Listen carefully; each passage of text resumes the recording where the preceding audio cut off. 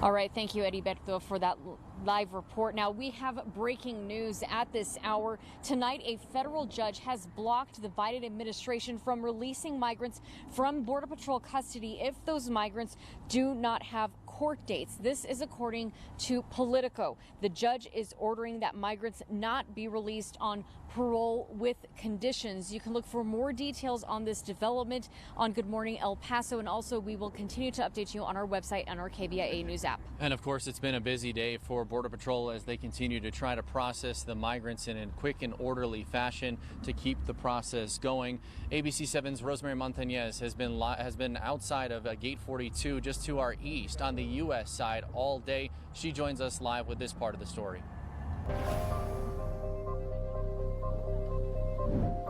Well, Stephanie and Eric, I can tell you earlier today, Border Patrol agents told me 1,500 migrants were on this other side of this gate waiting to be processed. But over at Sacred Heart Church, it was a vastly different scene. Some migrants telling us they were left with questions.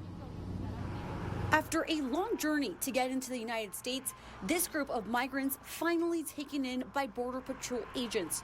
There were several families and children included. We even saw a dog who was left behind.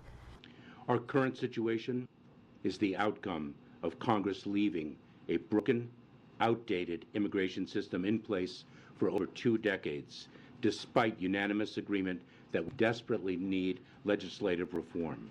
Department of Homeland Security Secretary Alejandro Mayorkas was clear Thursday.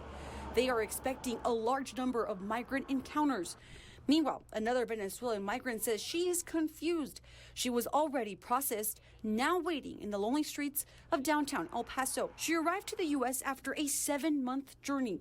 She wishes there was more communication with agents.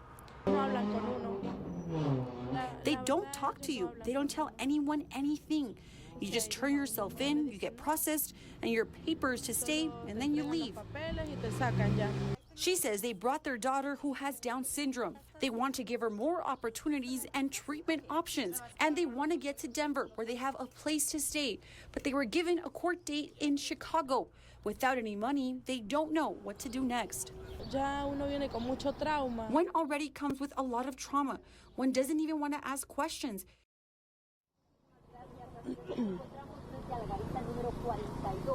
Obviously, a lot of frustrations for that Venezuelan family, but they went on to tell me that they will try to get to Denver.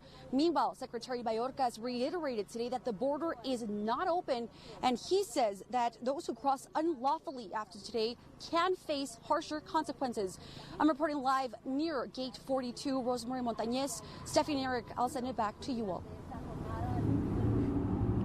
All right, Rosemary, thank you. Now, CBP has said it used Title 42 to expel migrants more than 2.8 million times. But keep in mind, many of them are repeat crossers, sometimes even 4 or 5 times. Title 42 is a CDC public health order that has existed for decades. The Trump administration began to use the policy in March of 2020 when the COVID-19 pandemic started. And for more than 3 years, Title 42 has granted the power to immigration authorities to rapidly expel migrants to prevent the spread of COVID-19 within immigration facilities.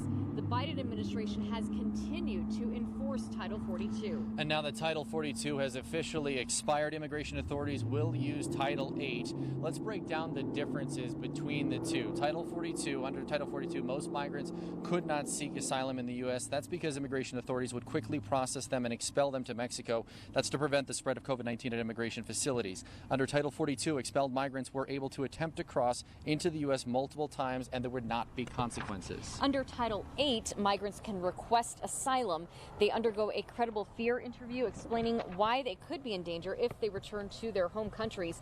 A migrant can be deported and face a misdemeanor charge if U.S. officials do not believe there is credible fear. Now, if a deported migrant is caught crossing again, they can face a more severe felony charge.